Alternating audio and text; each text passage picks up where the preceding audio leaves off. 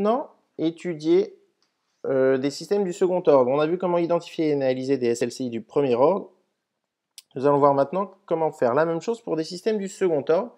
Là encore, l'idée est de repérer des systèmes qui ont des fonctions de transfert, on va dire, classiques, particulières plutôt, celles du second ordre, pour avoir des résultats automatiques derrière.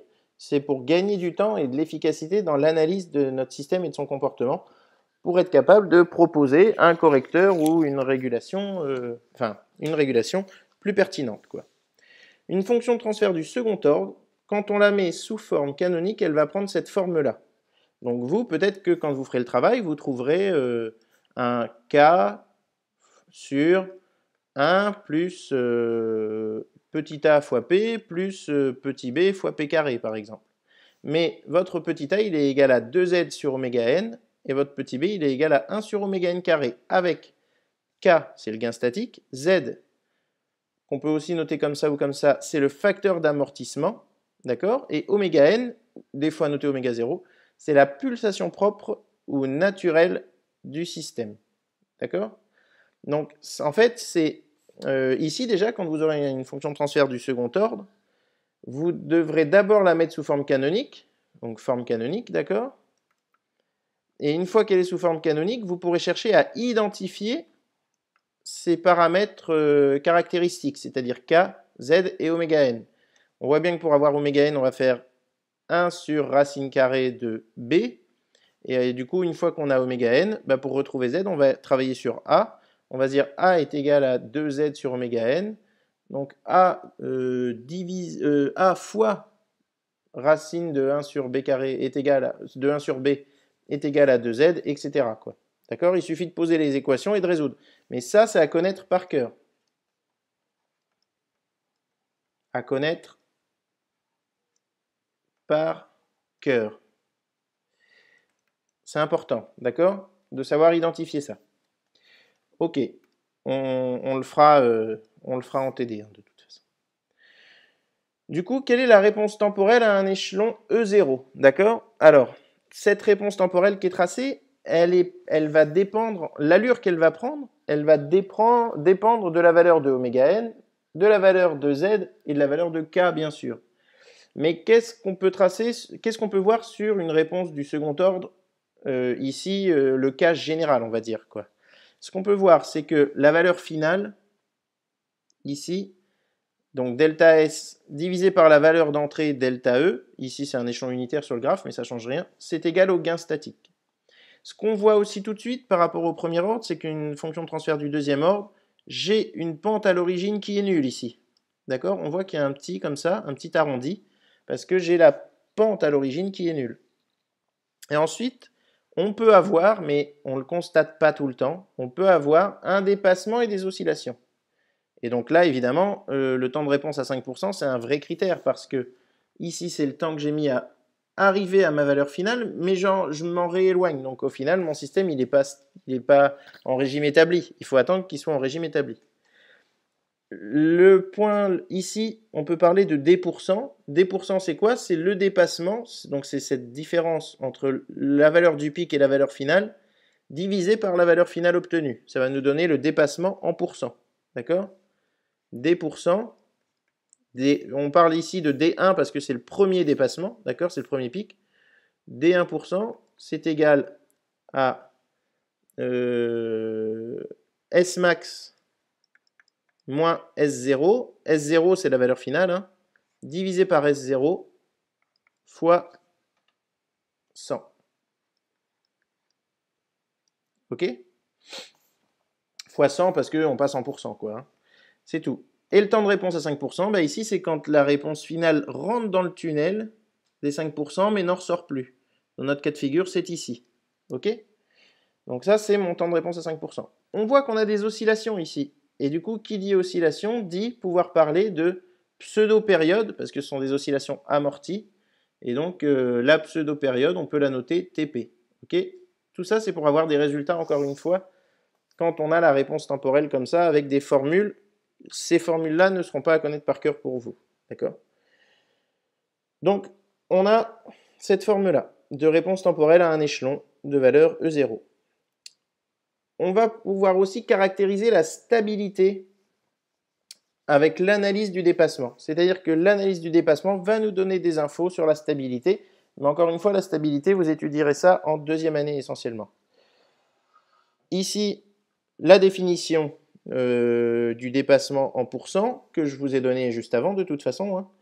Mais on voit qu'en fait, on a une formule issue simplement de l'étude de la transformée de Laplace sous sa forme canonique, etc. Hein.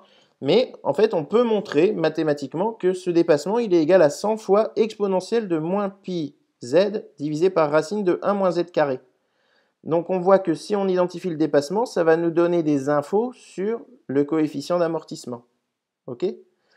Le temps de pic, donc c'est-à-dire le moment auquel on a ce dépassement maximal là, S max, c'est égal à pi divisé par oméga n sur racine de 1 moins z carré. D'accord ? Donc si j'ai identifié z et que je connais le temps de pic, bah, je suis capable d'identifier la pulsation propre de mon système là, oméga n. D'accord ? Et la pseudo-période, elle est égale à 2pi sur racine de oméga n, à 2pi sur oméga n fois racine de 1 moins z carré. Donc c'est normal puisque j'ai un système pseudo-périodique. Ma pseudo-période, elle est égale à 2 fois mon temps de pic, puisque mon temps de pic, il arrive à une demi-période seulement, quoi. D'accord ? Voilà. Ok ? Donc ça, pas à connaître par cœur, mais c'est pour comprendre l'intérêt d'analyser une réponse temporelle d'un deuxième ordre. Si vous devez identifier, vous pourrez utiliser ces résultats-là. Ok ? Souvent, on va utiliser cet abac-là qui nous donne le temps de réponse réduit. Le temps de réponse réduit, on l'a ici. C'est le temps de réponse à 5% fois oméga n, la pulsation propre. Et ce temps de réponse réduit, il est fonction du coefficient d'amortissement. D'accord ? En fonction du coefficient d'amortissement, j'ai un certain temps de réponse réduit. Et ce qu'il faut retenir, c'est que j'aurai le temps de réponse réduit le plus petit possible pour z égale 0,7. D'accord ? Donc le coefficient d'amortissement égale 0,7 sur un système du second ordre me donne le temps de réponse réduit le plus petit possible. Donc si je peux régler d'une manière ou d'une autre z à 0,7, je vais avoir un temps de réponse plus court. Et si du coup oméga n, lui, n'a pas été impacté par mon réglage, je vais réduire mon temps de réponse aussi du système tout simplement. J'aurai un dépassement quand même, mais le temps de réponse sera plus court. La plus petite valeur de z pour qu'il n'y ait pas de dépassement, c'est 1. D'accord ? Si z égale 1, je n'aurai pas de dépassement. Et c'est ce qu'on va voir ici. Influence de z sur l'allure de la réponse. Alors, c'est la réponse temporelle au système soumis à un échelon. Ici, on voit que quand z égale 6, par exemple, très gros coefficient d'amortissement, eh bien, j'ai une réponse qui se rapproche d'un premier ordre, finalement. Le système est lent, mais il n'y aura pas de dépassement, et on ne voit quasiment plus la pente à l'origine. Ok ? Quand z égale 1, eh bien ici, j'ai un système avec une pente à l'origine, qu'on peut voir un petit peu. Hop, pente à l'origine ici. Mais par contre, je n'ai pas de dépassement. Quand z égale 1, je n'ai pas de dépassement. Donc ce qu'on constate, c'est que quand z est supérieur ou égal à 1, je n'aurai pas de dépassement. Z égale 1, c'est la plus petite valeur que peut prendre z pour ne pas avoir de dépassement. Et ensuite, quand z diminue, on voit que plus il diminue, plus je dépasse fortement et plus je deviens oscillant et du coup, finalement, plus je deviens instable, quoi. On peut dire que plus il y a d'oscillation, plus le système est instable. D'accord ? Donc si z est inférieur à 1, la sortie du système oscille, le régime est pseudo-périodique. Parce que là, j'ai une pseudo-période, c'est une période amortie, quoi. Si z est égal à 1, c'est le cas critique, c'est le cas limite, le système devient franchement apériodique. C'est-à-dire qu'il n'y a plus de dépassement, j'ai plus de période visible. Et si z est supérieur à 1, le système est lent et le temps de réponse est très grand. Ok, en termes de réponse fréquentielle, tracer des diagrammes de Bode là pour les différentes valeurs de z. Ce qu'on constate, c'est que z a une influence assez importante sur la réponse fréquentielle et aussi que on peut observer ici que la courbe bleue, elle présente quelque chose d'étrange, c'est que le gain, il dépasse comme ça le diagramme asymptotique qu'on aurait pu tracer. Et ça, c'est ce qu'on va appeler la résonance. C'est-à-dire que si z devient inférieur à 0,7, 0,7, je vous rappelle, c'est aussi la valeur pour laquelle on a le temps de réponse le plus petit possible. Mais en fait, si z devient inférieur à 0,7, on a une fréquence qu'on appelle une fréquence de résonance à laquelle on va avoir un gain plus élevé que pour le reste de la gamme de fréquences. Et voir ce gain peut devenir nettement plus élevé. Et c'est-à-dire que le système va surréagir en amplitude à cette fréquence-là particulièrement.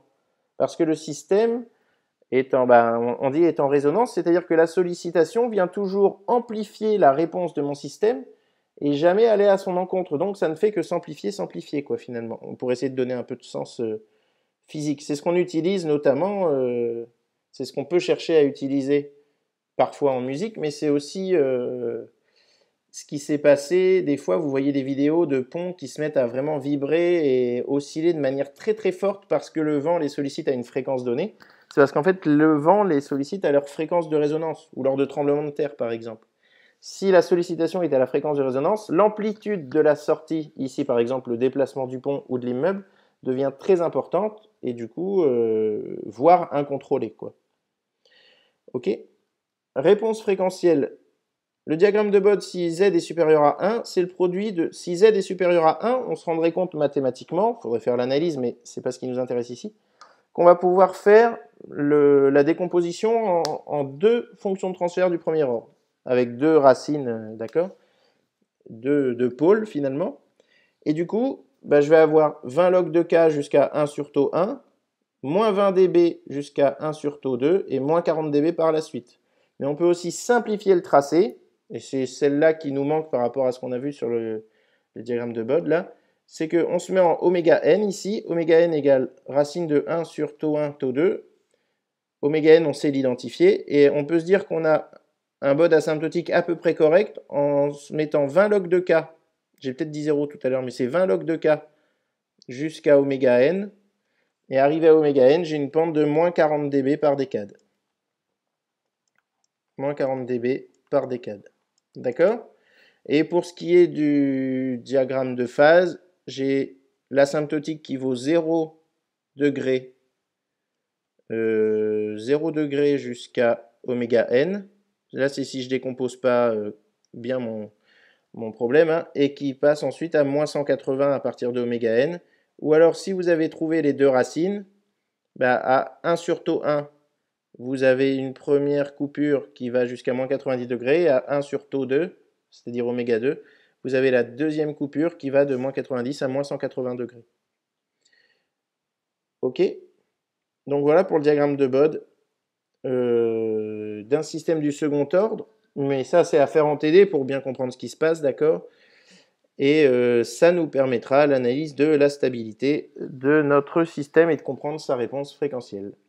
Et on en a fini cette année avec les cours sur les SLCI. Merci de votre attention et n'hésitez pas à poser des questions.